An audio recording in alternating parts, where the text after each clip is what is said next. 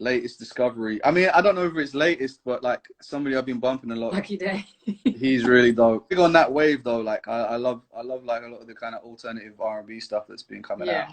Like Brent Fires, Lucky Day.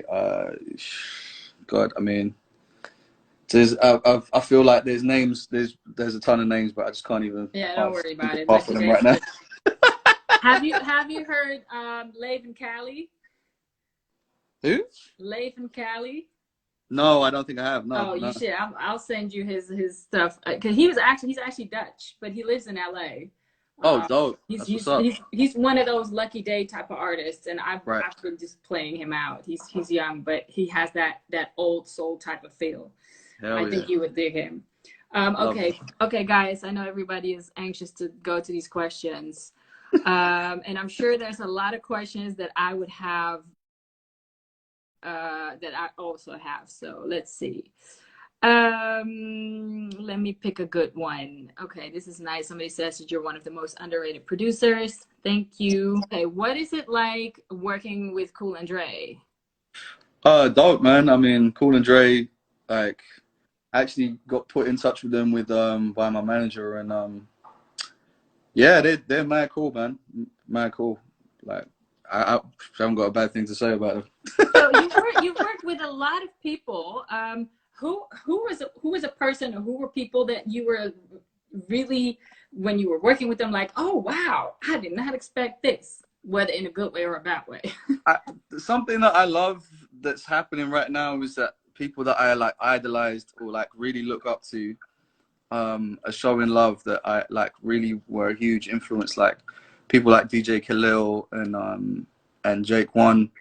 You know what I'm saying? Dudes reaching out and telling me that they love certain things that I've done, and I'm, you know, like, that's humbling. For me, like, that makes me geek out, because like those are dudes that really like made me want to do the sample free thing. You know what I mean? And, right.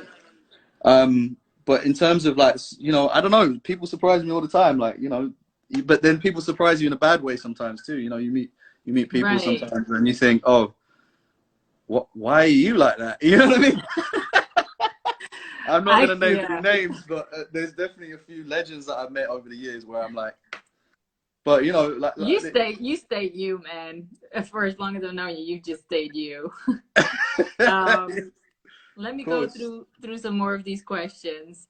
Let me see. Do you think there is a space for grimy boom bap hip hop in the music licensing space, especially if it's sample free? That's a good question. Do I think there's room for grimy hip hop in the what? And I put it on here. Oh, okay. In the music licensing space, especially. Yeah, of course. I don't see why not. I mean, obviously, no samples is a big thing. You know what I mean? So otherwise, it's kind of complicated. You know what I mean? But yeah, I think no sampling would always work. Yeah, I think there's just there's no holds barred at the end of the day. Like, yeah, cool. Like, we're all, you know, what you generally hear in terms of hip hop is all in a similar space, but it doesn't. To me, like, a grimy hip hop beat is only a grimy hip hop beat if you see it that way. It could be seen in different ways. It could be, you know what I mean? It's like, look at like, let's say like this lo-fi genre. Like, there's no way you can tell me that isn't hip hop. You know what I'm saying? Right. But if it's a testament to, you know, taking music out of the context and then it suddenly seems something different. Yeah. So I mean, absolutely, genres are expanding into different types of, I don't know, I guess, types of genres. It's still within hip hop. There's, you know, when we talk about hip hop, when we talk about rap, those are two things. You know, I'm always that person that says hip hop is the culture and rap is part of it. But even in rap nowadays, I mean, it has evolved so much that you can't compare it anymore to 20 years ago or 30 years ago. But it's it's a different genre. Rap. It's like 2 or 3 different genres, basically. Right. But it's still the same. So it just has different type of, you know, it went different ways. Yeah, for sure. I mean, I liken it to like what happens with any genre. Like, look at jazz or whatever. Yeah. Jazz is really not just one rock. It's really not just one genre. It's like so many different factions. It's a Yeah, it's crazy. Exactly.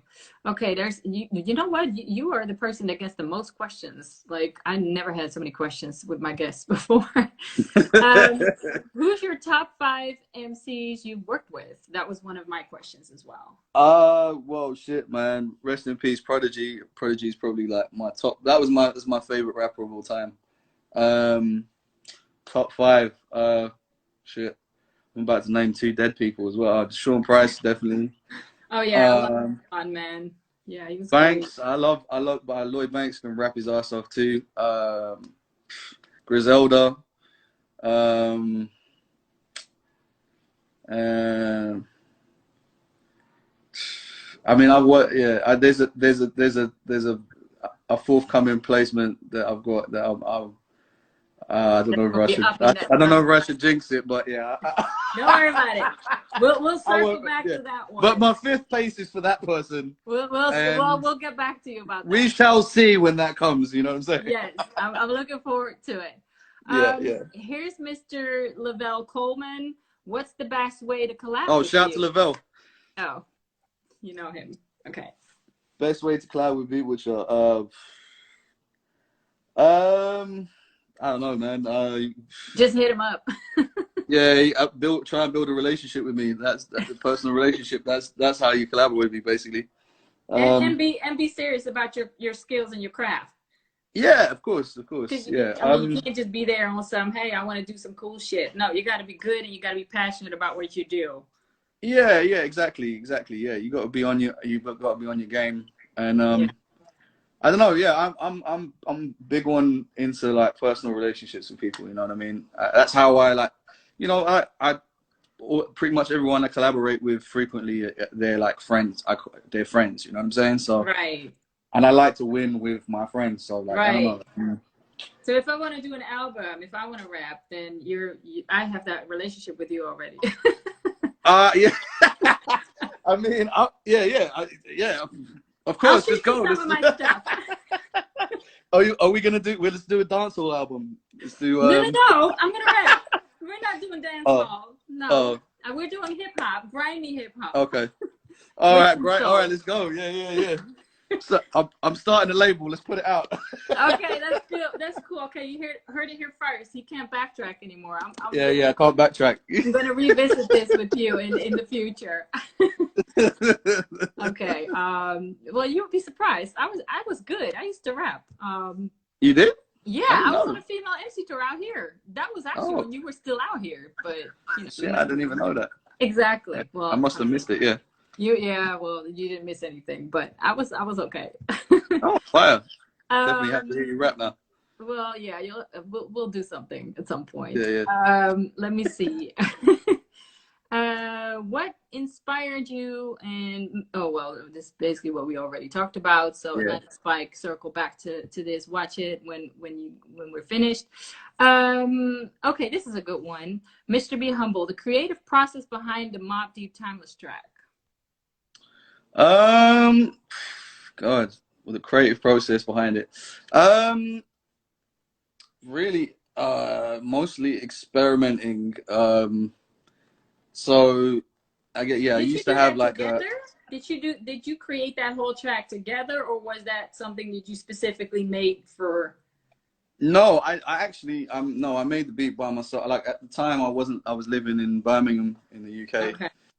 And I made that by myself in my little studio shed. But yeah, I mean, it's just me jamming out on the guitar and keys and whatnot. And me and Prodigy were pretty cool. So I just used to send him stuff every now and then. You know, they were working on the Mobb album. Forget what the album's called. I think it's a confusing name because it's the Infamous is the name of their album, but it was the infamous Mobb Deep album.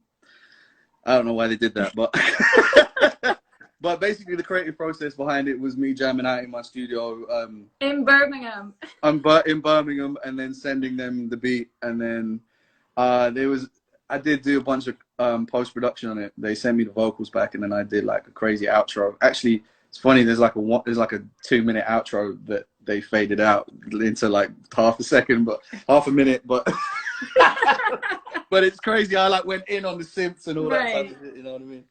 That was But just you being creative. yeah, I know that's a bit of a cop out. There's not really a huge. There's not really a huge story behind it. You know what I mean? That's okay. No, But that's yeah, actually a great story.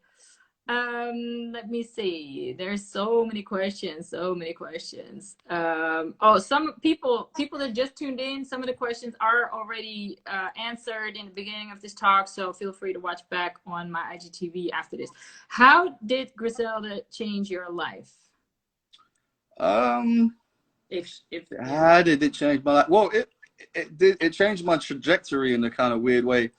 I was like a bit disillusioned with like the grimy hip hop stuff. I've always been a Griselda fan, and me and Derringer were had been chopping it up for a few years and got cool. So but like I was kind of going the industry route for a bit, and like basically the way it changed my life is it just ended up making me do more, like going back to doing more hip hop shit. So you can thank them. You can thank them for all the murder music that I've been making. Well, I was trying to be a soulful young guy. I was about to go ask you about that, because when you were here a couple months ago, when we caught up, you were talking about moving a little bit more towards the soulful stuff, and then you got pulled back into hip hop again, I guess. Yeah. I mean, I'm still the vast majority of music I actually make is actually kind of like on some soulful stuff. Right. People haven't really heard a lot of it yet. Like there was a Duckworth song that just came out recently that has kind of like the musical vibe that I'm kind of on, like musically. And there's a couple of things on this new West Side Gun album that kind of in that vein too. Yeah. Not R&B, but like in the kind of soulful lane. Melodic, yeah. More melodic. Still grimy though, but like just with a bit, I don't know, with a bit of motion in it. Exactly. But yeah, I'm still doing that. I guess because that the output that these guys have got is huge. I mean, they're constantly working on projects, so that's meant that this year I've basically ended up. It means that like the majority of the stuff that's been coming out this year has been like Griselda stuff. Right. So do you feel like you're moving towards I guess I want to say crossover genres like hip hop, soul, R&B, maybe pop even? Is that something that you would go towards, or? Totally, but I've come to realize that like that doesn't necessarily have to come out as Beat Butcha. You know what I'm saying? Like I've noticed, like especially since the Griselda stuff, and I feel like I've got to there's gonna be a moment where I give myself an alias. You know what I'm saying? Right. Because yeah, Griselda fans are definitely not trying to hear well, that could be hear me do no pop music. That could be perfect for my alias, because I'm definitely not rapping under my own name. That's never gonna happen. Well, it's gonna be it's funny because like I'm sure somebody's gonna end up like screen recording this. I'm gonna be very mysterious about like what the alias is, because I don't even want people to know it's me. Exactly. Because I don't want any judgment, but I know that alias is gonna do well. Yeah. And this is how I feel. This is how I feel about it. It's difficult because the thing is, like, I've spent the best part of 20 years like making like sort of grimy hip hop music, and I feel like everybody that knows, most people that know my name know me for that, and it's hard for people to take me seriously in the other world. No, I disagree because your productions speak for themselves. I agree, but I feel like a lot of the time, there's preconceived, like there's judgments that a lot of people. Yeah, I mean, it's difficult to explain but I've noticed it, like definitely in the last year, especially. I put out, I like, for instance, I have a Party Next Door record with Oz, and there were people underneath in the comments underneath, no, don't do that, and I'm like, but I like this kind of music too. Listen, let me give you a great example. Prince Yeah. was doing whatever the hell he wanted to do. When he made a rock album, everybody was like, "No, it's terrible." But you know Yeah. what? It was quality. It was great. Yeah. So I believe if you're a musician, if you're an artist, you should always put out what you feel you want to put out. That's your art, and you're talented enough to put it. Absolutely, absolutely. But you know, there's, like I said, I've got a Prove them little. wrong. There's a method to the madness. There's definitely a method to the madness. In Well, terms of like, don't let that stop you. That's all I'm saying.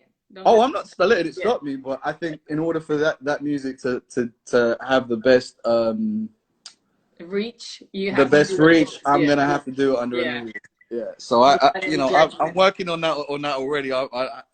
You know, people will just have to guess by who that is, who that by new seeing producer is. whether my like legal name is on my government name is on the credits or not. You know what I mean? Right. Oh, well, there's no booklets anymore, so you know. No, they'll have to go on Spotify, and nobody reads the credits on Spotify either. So I'm gonna be mysterious. Yeah. Well, I'll try and see if my ear can pick it up. You know, if you have an ear for music, you could tell who produced what. If you have an actual, well, I don't know, it might be difficult because it's different genre, but who knows? No, you can tell me though. I'm not judging. No, I will. I'll definitely. You know, there's people that I'm going to tell for sure, but just in general, you know. Are you still? I think anyway, I have a style. I think people know, like, even when I'm doing like the soulful stuff, people kind of know it's me. Like if you know me, you know it's me. Exactly. You know what I mean? Exactly. Like if you like listen, you know, for instance, even like let's say like stuff that I've done with Children of Zeus or somebody like that. Like that's kind of like still in the rap world, but there's like singing on it. Yeah. And like I feel like that's like an introduction to what's coming under the alias. So you just now gave it away. You now have everybody listening to it like, okay, let me see if I can figure out what new productions of it. I challenge people to do that. Are you still working with artists from the UK? I mean, not a lot of artists, but yeah, like Children of Zeus, I'm working with heavy. I love them, you know, them two guys are just, and like the kind of music that they are into is the kind of music that I listen to. So, so we're working heavy. I've got a bunch of co-productions and productions on their forthcoming album. Jest is my buddy, so I'm always helping him out, like adding extra bits to his stuff. But yeah, that'll be about it, really. I don't. Me and Dizzy had a track. Internationally, outside of the US, are there any artists that you're working with currently, or that you want to work with outside the US? Well, I just did a track on. Actually, the interview before this was with Nasty C from South Africa. Oh wow! He's kind of like the biggest like rapper out in South Africa. Like so, yeah, I just did some stuff with him on his album that just came out, and yeah, I don't know. I'm not really. Yeah, I'm not. It's not that I'm not. Oh yeah, I got something with Wiz Kid that's in the works. But yeah, I'm not. There's not like a huge amount of people that from overseas that I'm working with. A few producers, like shout out to LJ Milan. Trying to think of Syph Barker. Oh yeah, Syph's the man. Yeah, like man, that was the click back in the day. yeah. Supercharger Records. Yep, exactly. Shout out to Twan as well, and Mode. Shout out to all of them. Yep. Oh my gosh. Now I feel old. Man, that feels like 6 lifetimes ago. It's like 15 years ago. You know what I'm saying? Crazy. That's so long ago. I think they just had an anniversary too. I don't know. It was like 15 or 20 year. The album. Yeah, I think 15. Yeah. Yeah. I was like, what? Time flies. Yeah. Okay, so I'm a big believer of speaking things into existence. I do this with all my guests. So who are some of the people that are definitely or one person on your bucket list to want to work with in the future? Some of them are on my I'm already working with. So you already crossed them off your bucket list. Are there still people on there? Yeah, but I'll name people and people can think what they want. Kendrick, I'd love to work with. Schoolboy, J. Cole, Nas, Lucky Day, Her. Oh, that's awesome. I love Brent, all the names you're mentioning. I would see that. Brent Fires, Bucket List. Who else? You have a big bucket list, but it'll happen. It'll happen. Trying to think who. I'd love to get a solo joint with Jay. Oh wow. Love to get. I feel like Jay on like one of them Griselda beats, them kind of Griselda joints would be amazing. Yeah, I'm trying to think who else. No, that's fine. That's enough. There's definitely a ton of people. That's enough. That's enough. Travis Scott. I'd love to work with Travis Scott. Yeah. Well, we now spoke it into existence, so that will happen. You're welcome. Oh yeah, Childish Gambino. Oh, that would be dope. Yeah. Yep. All right, I'm going to take a few more questions. Oh, this is a good one. What is your favorite beat, which is not yours? I like that one. That's a hard question. It's a good question, though. That's a hard question. I don't even really know. What is one that you always bump your head to? Beats. Oh, it could be a producer. What's a producer that you would always know that if you put something on, it'll be dope? I love DJ Khalil, man. Khalil is is the GOAT to me. Shit, anything that he like co-produces or produces, I'm like, oh, it's crazy. I don't know. Favorite beat? I don't even know. Like, I'm sorry, that was a cop out. I don't even really know. Like, I don't know. Any beat off of Only Built for Cuban Links is my favorite beat. Any beat on that. Oh wow. Okay. I'm reading a comment here from Conchita. Oh my gosh, she said, "Pay, you said he wasn't loud, but have you ever heard the beat with your brap?" Yeah. Well, you know what I mean, Conchita. Come on, that was funny. Yeah, I had to put that one out there. Hell yeah. All right. Everybody else, for all the questions, there's like a ton of questions. I've never had this many questions. Again, some of the questions were already answered. If you do have like technical stuff or particular stuff about songs and details, please go to his inbox. Sorry. That's all right. Right. Within reason, I'm happy to answer people's questions. Not like, can you produce my album?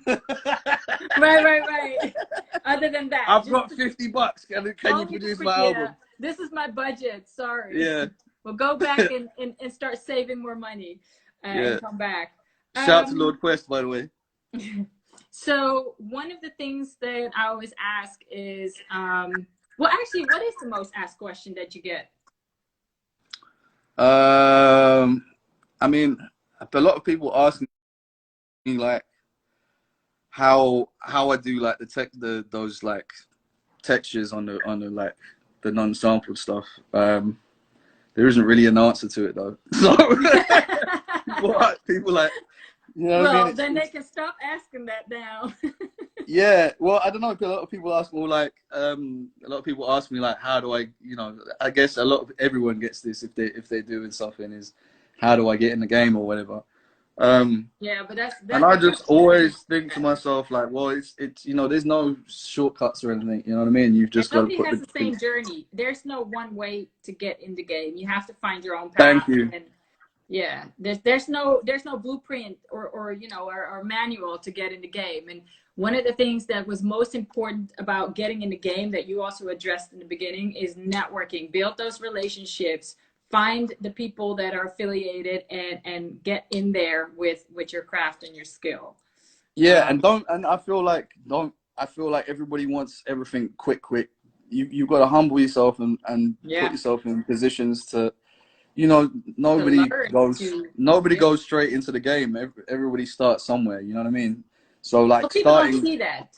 That's the thing. When the people look at success, they think everybody got there overnight. Everybody had put their hard work and their blood, sweat, and tears into it. The grind and the hustle.